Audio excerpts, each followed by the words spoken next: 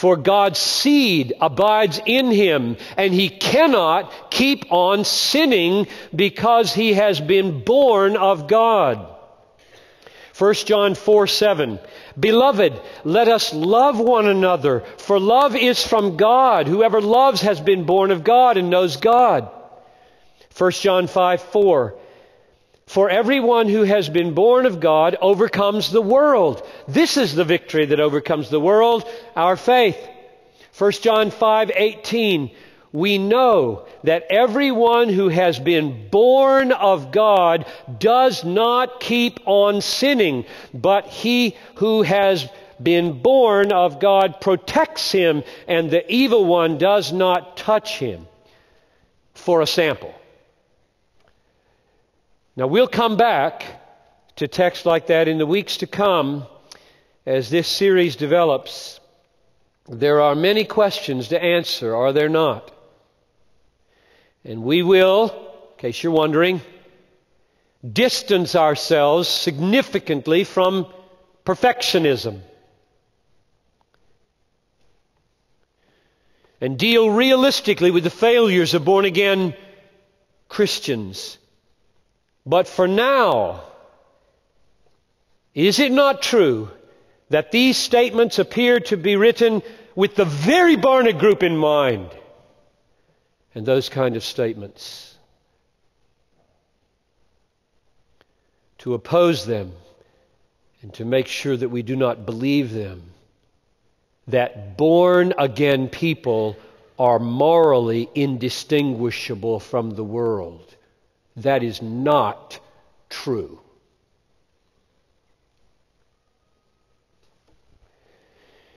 The Bible is profoundly aware that there are in the church morally indistinguishable people from the world. The Bible is not surprised by that. Finding born-again people permeated with worldliness is not what the New Testament concludes. Rather, the New Testament concludes the church is permeated by non-born-again people. Those are two different ways of viewing the world. One, born-again people must be permeated with sin and world and are indistinguishable.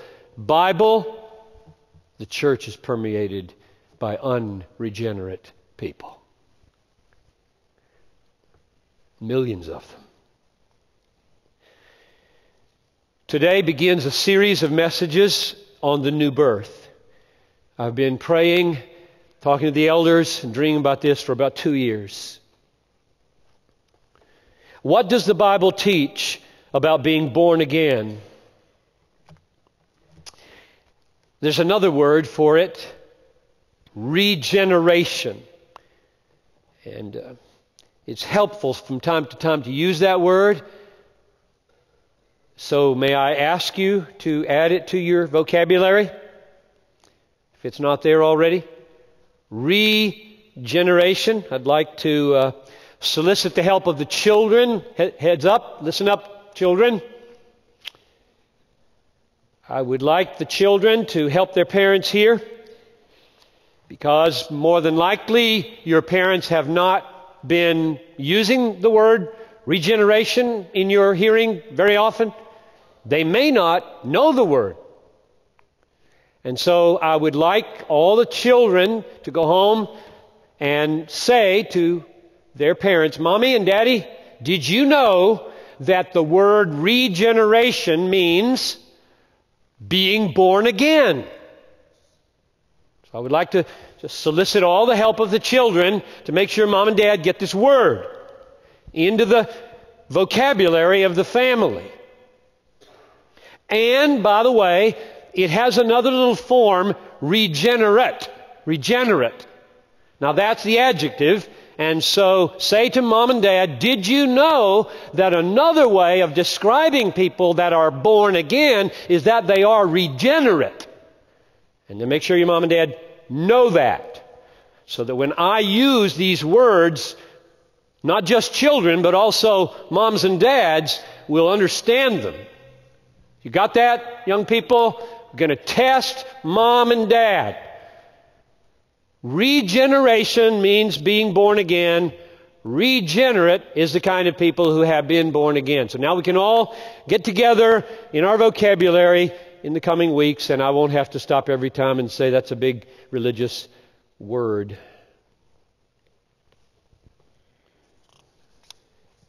Today's message is an introductory overview of where we're going and why we're doing this. Now, you've already heard a big reason why we're doing this. The term born again in our day is desecrated when it is used the way the Barna Group uses it. And of course, and I can't stop the world from doing this, I won't make any effort to, the world is full of the term born again. It generally means get a new lease on life. And it applies to everything under the sun, even things that don't have any life at all. For example, I found all these on the web. Cisco Systems, the communication company, has been born again. The Green Movement has been born again. The Davie Shipyard in Montreal has been born again. The West End of Boston has been born again. Kosher foods for Orthodox Jews have been born again. And so on. So it's not surprising then that I should ask you to listen very carefully when someone says to you, 45% of Americans are born again, they say. The people say that. The term born again is very precious, and we will not give it up. We won't say conservatively born again or something useless like that.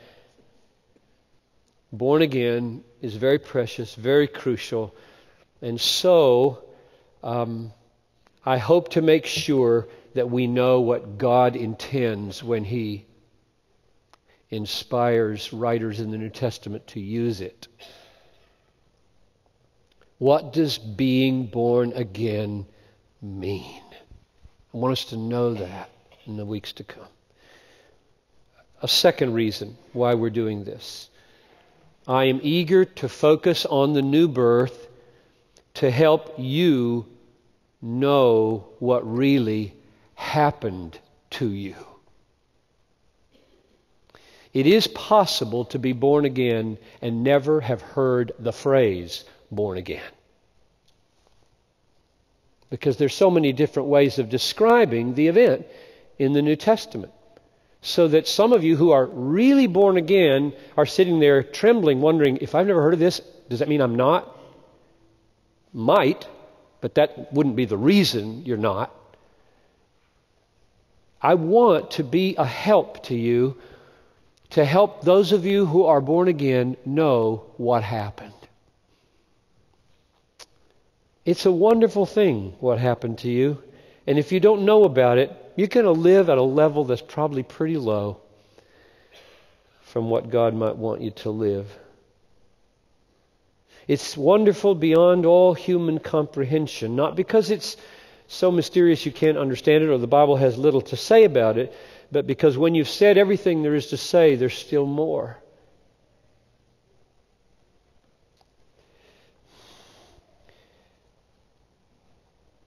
When it's all comprehended, there's still more. So I hope when we're done with this series, you'll stand in awe of what has happened to you and what you have become as a born again child of the living God. If you don't walk through your days with a periodic wonder about who you are as a born again human being, you're missing it. Just missing it. You should be